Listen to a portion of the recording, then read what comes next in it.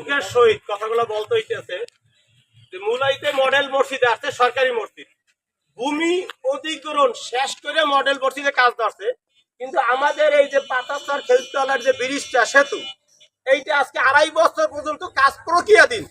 এরা ভূমি অধিগ্রহণ না করিয়া ব্রিজের কাজ প্রায় শেষ করতে, সেতু কাজ শেষ করতে।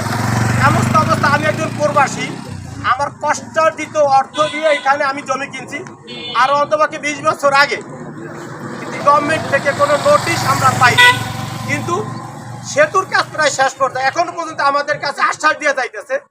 আমি দরখাস্ত নিয়ে উপজেলা টিউনের কাছে গেছি, তিনিও আমাকে আশ্বাস দিয়েছেন পাইবেন 2.5 বছর আগে। এসিডিওর সাথে একটা ইউনিট কথা ছিল, সেও বলছে 6 মাস পাইবেন।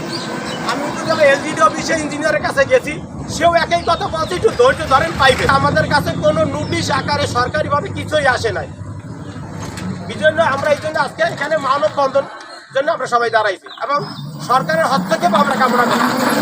আমাদের ভূমি সরকার নেবে, সরকার অধিগ্রহণ করবে, সরকারি যে রেট যে প্রাপ্য আমরা পাবো সেগুলো যেন আমরা ভুক্তভোগীরা পাইতে পারি, যে ভূমির মালিকেরা যারা এবং সঠিক তদন্ত করে যারা ভূমির মালিকাধীন তারা যেন পায়। এটি আমার কাছে গভর্নমেন্ট কাছে সরকারের কাছে একান্তই দাবি।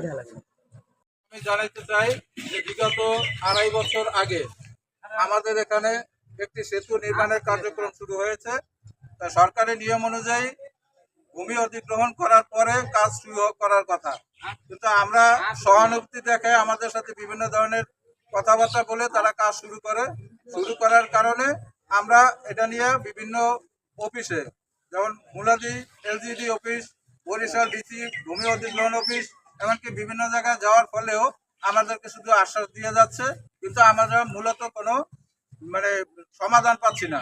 যে আমরা যে ভূমি যারা আছি ভুক্তভোগী আছি, তারা সরকারিভাবে কোনো নোটিশ এমন কোনো ধরনের কাগজপত্র আমাদের কাছে পাইনি।